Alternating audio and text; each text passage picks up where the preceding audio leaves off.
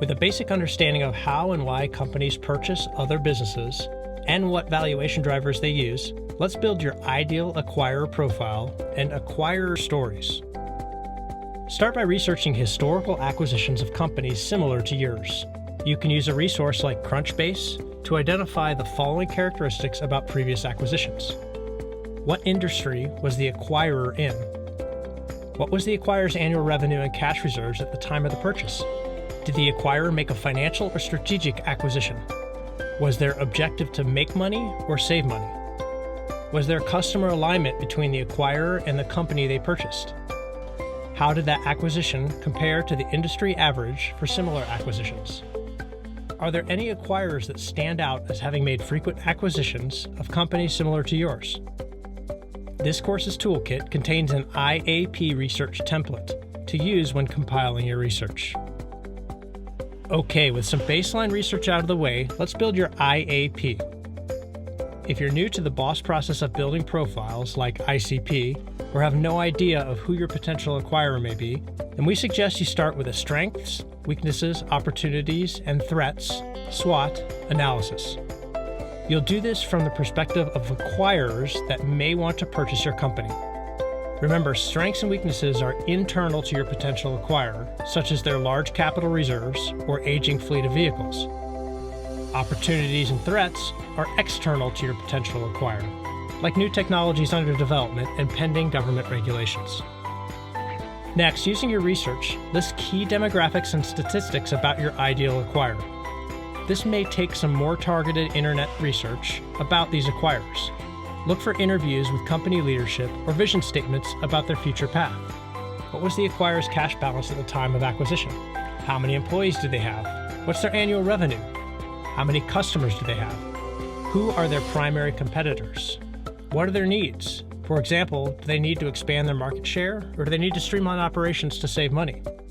As you did with your ICP, you'll combine your acquirer's SWOT and demographic data into a single concise ideal acquirer profile statement. Here's an example.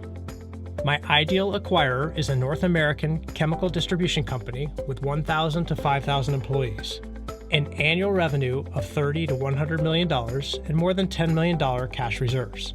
They seek to expand their line of products and to rapidly grow their market share. At this point, you may have a couple potential acquirers in mind. Using your IAP statement, the companies you have in mind, and the questions you just answered, let's build your acquirer stories. You'll use your acquirer stories to highlight the value you can deliver to your potential acquirers and as a concise way to communicate with investors. You'll use the format as a type of acquirer. I want to achieve an objective so that I can achieve a desired outcome. Here's an example. As a company looking to diversify my product line, I want to acquire other businesses so I can sell their products to my customers, saving on product development costs and rapidly expanding my sales and market share. You can see how quickly and sharply our acquisition partner comes into focus.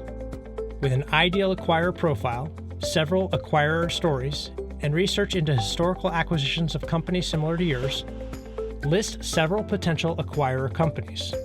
You'll want to include the company name, number of customers, if you share an ideal customer profile with them, if you already have customers, how many of your customers are also their customers, and what percentage of your total customers are their customers, called attachment rate. What average monthly and annual revenue do you generate from each attached customer? Do you have common competitors? And if so, who are they? If this company purchases you, will they use your product to make money off their current customer base, or will they seek to expand into a new market share using your product?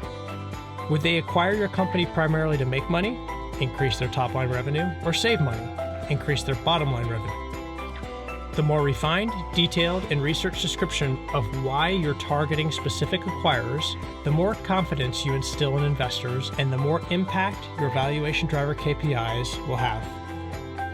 Your detailed IAP statement, acquirer stories, list of potential acquirers, research, and assumptions behind this data will be invaluable as you develop your product, set your go-to-market strategy, form your functional areas, and communicate with investors. You'll build your IAP statement and acquirer stories in this course's toolkit.